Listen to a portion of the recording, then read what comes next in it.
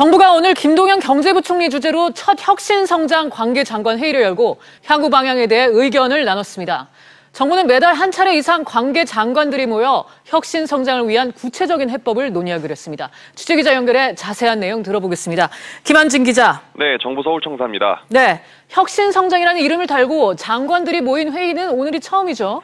네, 그렇습니다. 문재인 대통령이 지난달 31일 열렸던 재정전략회의에서 우리나라의 혁신성장에 대해 답답한 수준이라는 지적을 했었는데요.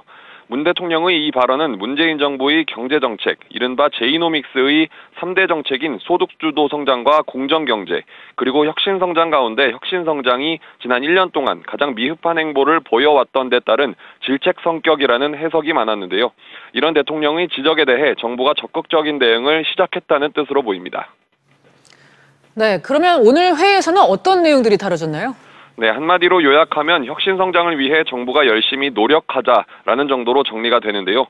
김동연 부총리는 혁신성장을 위해서는 규제 혁신이 무엇보다 시급하다고 강조했습니다. 그리고 국민과 기업이 눈으로 체감할 수 있는 구체적인 규제 혁신 작업에 집중하겠다고 말했습니다. 김 부총리는 다만 혁신은 기업과 시장이 주도하는 것이 중요하며 정부는 이들을 뒷받침하는 마중물 역할을 하겠다고 덧붙였습니다. 네, 김 기자, 그러면 오늘 혁신성장과 관련해서 구체적인 내용이 나온 건 없겠군요. 그렇습니다. 새롭게 어떤 정책이나 또 어떻게 하겠다 이런 내용이 나온 건 없고요.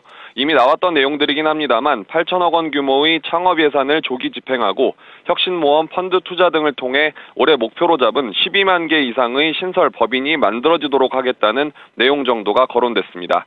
규제 혁신과 관련해서는 8대 선도 사업인 미래차와 스마트팜, 그리고 스마트 공장 등의 인프라 구축과 공공구매, 예비 타당성 간소화 등의 내용들이 언급됐습니다.